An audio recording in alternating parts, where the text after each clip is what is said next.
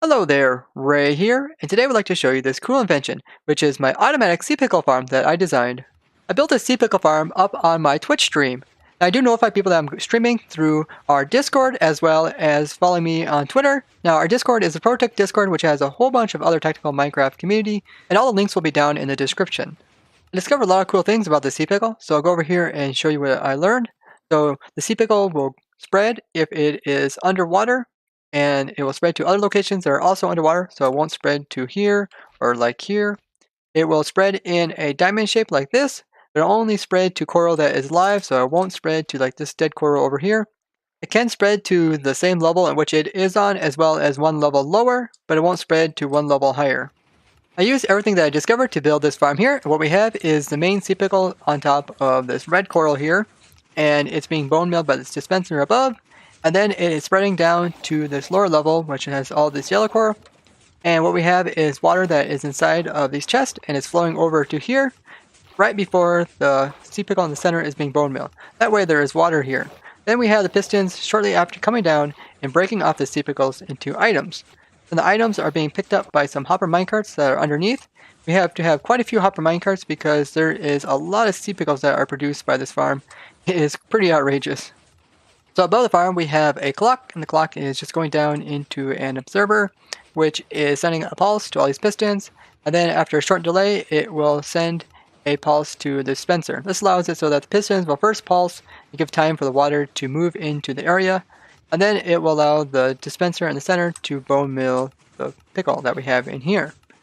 And some other things that I used to keep the pickles from getting shot outwards is I had to put glass all along here, and we even had pickles getting through this little corner here, which is quite strange. They'd be shooting out over here, so I had to cover this in as well. We used water that is inside of a chest because I found that this was the best because it prevented the items from getting over into that block, which we don't want to because once they're over there, it's harder to pick them up. So the chest blocks up most of the area while also allowing some water to be there. It's important to keep water beside all the coral, that way it doesn't die. So we have the water sources down here, which are keeping all these wet.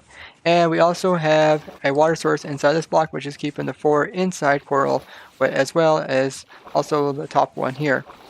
Now down inside of here we also have a hopper minecart, which is picking up all of the items that are coming near the corner here. These pistons will actually squish the items through this corner here, and then they will be inside of this block, but with the hopper minecart we can pick them up pretty easily and transport them down into the chest. Now underneath this chest here I have a block, and this uses a pretty cool trick which I discover where if you have a slab that is holding water or any type of block that's holding water from going downwards, then if you would hurry break it and place it on the top, the water will not be able to flow out of that area.